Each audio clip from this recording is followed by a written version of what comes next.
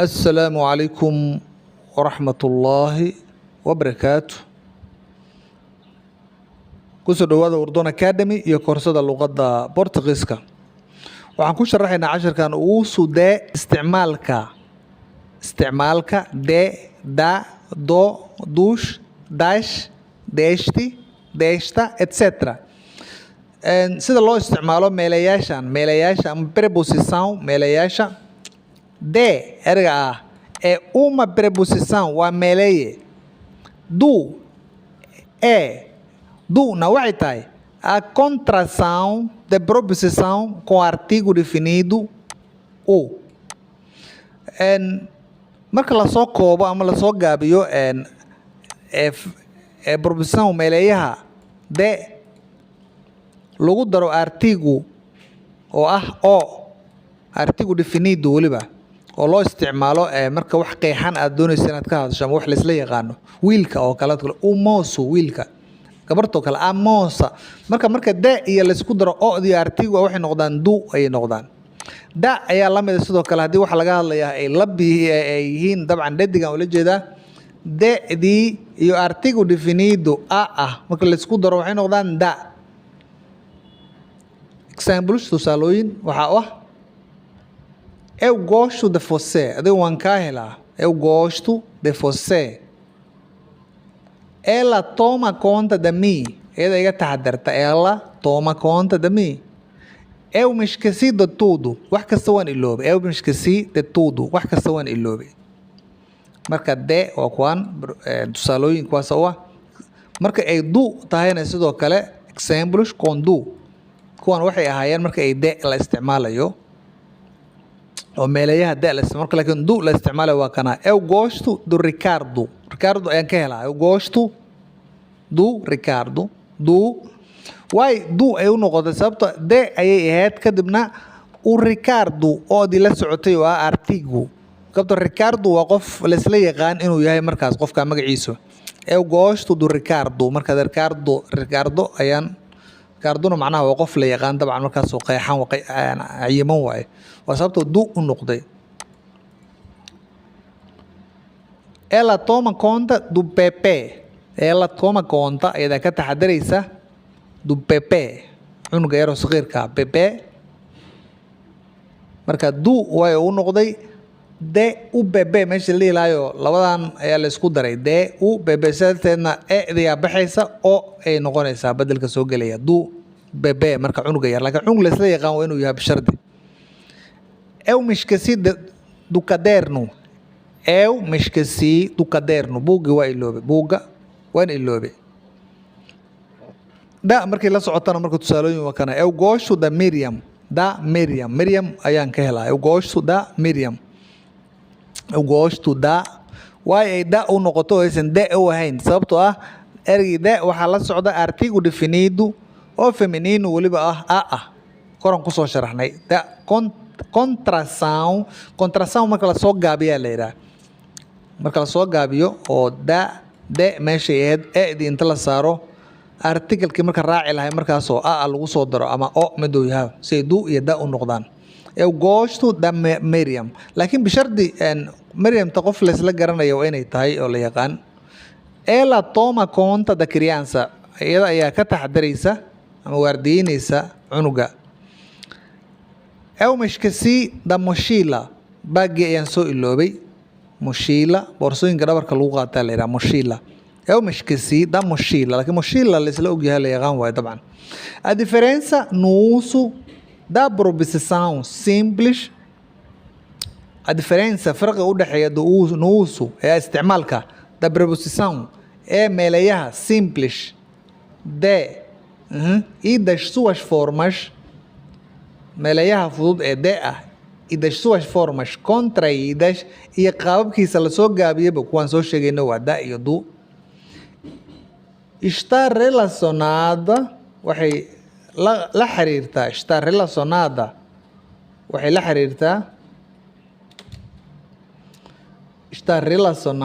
waxay la xiriirtaa com uma abordagem qeexitaan mais genérica de isbedelada macnaha de ayay la xiriirtaa ou com uma abordagem mais específica do e da. A presença do artigo definido faz com que haja uma particularização e individualização dos objetos e seres. A presença do artigo, marka article la isticmaalayo o iyo a, macnaha waxay muujinaysaa definido, faz com que haja uma particularização. Si gooniya macnaha arrin loo sii qeexo ayay noqonaysaa, gooni loo sii muujiyo. Objectus shayaal ma nooleyaal ama seres ama sidoo kale waxyaaba nool labadaba laga hadli karo. Eu gosto de bolo, anigu waxaan jeclahay de bolo, doolsho ayaan jeclahay. De chocolate, doolshaha waliba chocolatka ayaan jeclahay. Eu gosto de bolo de chocolate ayaan jeclahay. Qualquer bolo waay macnaha de chocolate, midku raba ahaado. De markaad isticmaasho mid gooniya ma ahan. Eu gosto de bolo de chocolate. Doolsho kasta qualquer bolo de chocolate ayaad ula jeedaa. Eu gosto do bolo de chocolate da minha avó. Haddaad marka mid qeexanaad markaad rabta inaad sheegayso doolsho gooni ah waa inaad du ka dhigtaa. Eu gosto do bolo de chocolate. Waxaan jeclahay doolshaha chocolaatiga ama chocolaatada laga sameeyo da minha avó ee ayeeday ay samayso. De bolo de chocolate específico, marka mid gooniyahoo qeexan waaye, específico waaye. Meu filho é gerente da loja. Meu filho, wiilkayga, é gerente. Waa maamulaha de loja ee dukaan uu maamulo ka yahay. Qualquer loja, marka dukaan aan cayiman ma sheegaysid markaas. Gerente da loja leedahay macnaha, de loja. Meu filho é gerente da loja Granite. Hadda laakiin rabta dukaanka magaciisa inaad sheegto dukaan gooniyo la isla yaqaan uu yahay, waa inaad da isticmaashaa. Meu filho é gerente da loja Granite. Dukaanka Granite ee wiilkaygu maamulo ka yahay. De uma loja específica, waa dukaan cayiman waayo la yaqaano. Isto é a roupa. Isto é a roupa de bebê. Qualquer bebê. Isto kani é roupa, waa dharka de bebê, dhar caruureed waaye. Qualquer bebê, marka cunugu rabo noqon karaa. Isto é roupa do bebê do vizinho do segundo andar. Isto é roupa, waa dharka do bebê ee cunuga do vizinho ee deriska do segundo andar ee dabaqa labaad degan. Qofka deriska ah oo ninka deriska ah oo dabaqa labaad degan cunugiisa dharkiisa waa. Isto é roupa do vizinho. Marka do waa loo isticmaalay do vizinho do segundo andar. Dhammaan du laga wada dhigay sababtoo ah waa wax qeexan oo la yaqaan, cunug gooniyo la isla yaqaan waaye. Waa bebê, waa cunug, bebê waa cunug específico ee gooniya, mid la isla yaqaan waaye. Marka hadalka kooban waa maxay? De kaliya marka la isticmaalo waa maxay? Preposition waa de marka la isticmaalo waxaan qeexnayn marka laga hadlayo waa. Haddii waxa laga hadlayaa ay qeexan yihiin, lab ay yihiin la yaqaano do ayaa ama do la isticmaala ama do, labadaba lagu dhawaaqa. Dabcan Portugiiska Brasileerku intaba do bay dhahaan ayagu do. Portugiiska Portugalna do baa la yidhaha do. Marka do hadday lab tahay da genderka la fiirinaya waxaan lab miya mise waa dhadig. Hadday dhadig yihiin do, haddii ay dhadig yihiin waxaa ula jeedaa da waaye. Haddii ay lab yihiinna do iyo da'daasa loo fiirinaya. Marka haddii ay badan yihiin douche, hadday badan yihiin sidoo kale dumarna yihiin dash. Questão do usado da ama do. Qaabka loo isticmaalo ao longo da oração, jumlada oo dhan. É importante haver equação, waa inay equação ao usar de ou do e da. Havendo uma construção frásica com presença do artigo definido, o waa inay is yeeshaan. Questão waa inuu jiraa ama isku mid ahaansho, iswaafaqid. Deverá ser usada a forma contraída do. Do waa in la isticmaalo. Wixii aan soo sharaxayna baa laga hadlayaa. Forma contraída do. Haddii waxa laga hadlayaa lab yihiin do, hadday dhadig yihiinna da waa in la isticmaalaa intaas unbaa meesha lagu soo qeexaya. Não havendo a presença de um artigo definido, deverá usar a preposição de com artigo. Haddii marka wax qeexan aysan meeshaas jirin, definido, artigo definido haduusan meesha jirin, de baa la isticmaalaya. O meu pai tem um carro novo. Aabbahay wuxuu leeyahay gaari cusub. O meu pai tem um carro novo. Gaari cusub uu leeyahay. Okay. O carro novo é do meu pai. Gaariga cusub aabbahay ayaa leh. Du baa la isticmaalay. É do meu pai. Sababta du waa cayiman yahay specifico definido waa marka artigo waa ku jira meesha.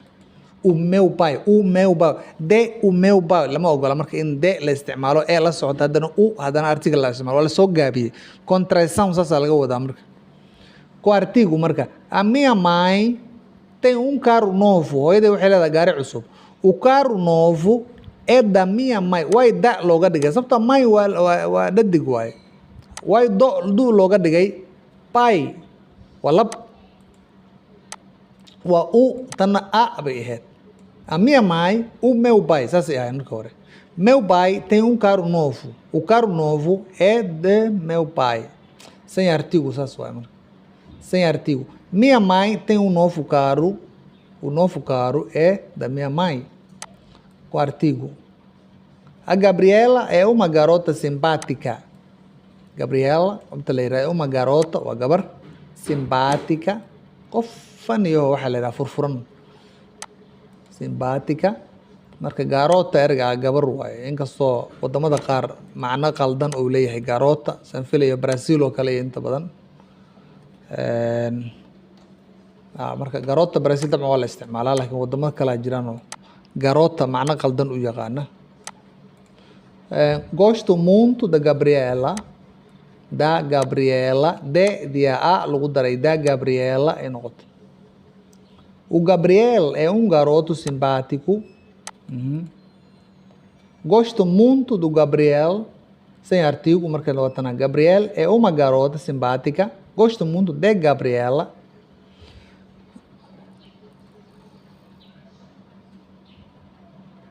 Contração de preposição. A preposição meleia de meleia de a sofre contração com artigos definidos intaan soo sheegna oon waaye isbedel ayaa ku dhaca waaye marka la isticmaalo artikalada qeexan. Artiguna waa kusoo sheegayo u iyo a waaye ama ush iyo ash jamac intaba noqdaan. Sidoo kalena markay qeexan yihiin waa markaysan qeexnayna u iyo uma waaye. Uns ama umas noqonaya jamceedina. Com pronomes pessoais, com pronomes sidoo kale marka lagu daro du wuxuu ka imaaday de lagu daray u artigo ah. De sidoo kale oo ah preposição ush lagu daro dushay noqdaan. De marka a lagu daro maxaa da bay noqdo la soo gaabiyay. De marka ash lagu daro dash waa la soo gaabiyay iyadana.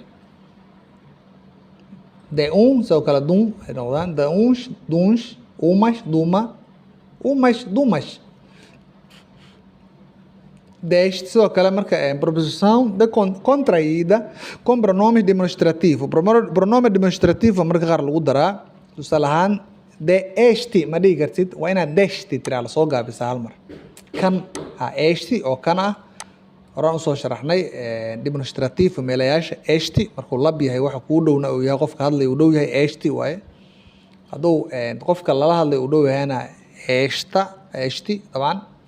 Marka deshti kan destes kuwan oo badan desta tan destas kuwan distu kan oo madoorsoomo ah desi qofkaas ama kan waa qofka hadlay uu dhow yahay desish markay badan yihiin desa tan desas disu kan daquele daqueles daquela daqueles daquilo intaan la isku daray preposição marka lagu daro sidoo kale pronomes pessoais magacyaalada goonida ah pessoais shakhsiga marka lagu daro de marka eli lagu daro maxaa noqdaa deli kiisa wixiisa deli wixiisa de iyo eli oo la isku daray waa marka la soo gaabiyay deli de elish masha leeyahay delish waxooda de ela masha leeyahay dela waxeeda de elash delash waxooda delash waxooda marka qofka ku wareersanay isticmaalka de iyo du iyo da iyo dash iyo duush iyo inuu fahmay ayaan jeclahay casharkan oo aad iyo aad u fudud ku saabsan sida loo isticmaalo xarafka de prepositionka da ama da ama du ama dush ama dash warkoo kooban oo marka meeshaan hadalka oo kooban ayaa wuxuu yahay de preposition waa meeleeye marka waxaa laga hadlayaa ay qeexan yihiin du aleeyahay labna ay yihiin dhadig markay yihiin daa ay singularna yihiin haddii ay plural ama jamc yihiin duush iyo dash ay noqonaysaa sidoo kale marka lasoo gaabiyo waxaan kaloo soo qeexnay mararka qaar in lagu soo daro pronomes demonstrativus magacyaalada sidoo kale tilmaamayaasha ama ishaaraadka oo deeshti iyo deeshta iyo sidaan ay noqonayaan ama daily ama delish marka lagu daro pronomes positive sidaas ay noqonayaan positive pronounka sidoo kale waxaan soo qeexnay dabcan waa soo sharaxnay waxaa laga hadlayaa markay qeexan yihiin da baa la leeyahay ama du tusaale ahaan du esta rooba eda bebe waa dhar caruureed de haddaad tiraa marka ma muujinayo cunug gooni ah laakiin du bebe haddaad tiraa dabcan waa cunug laisla yaqaan markaas waxaa laga hadlayaa waa very simple markayna fahanteen oo qiyaasaya aad u mahadsantiin la socodkiina asalaamu calaykum waraxmat ullah wabarakaatu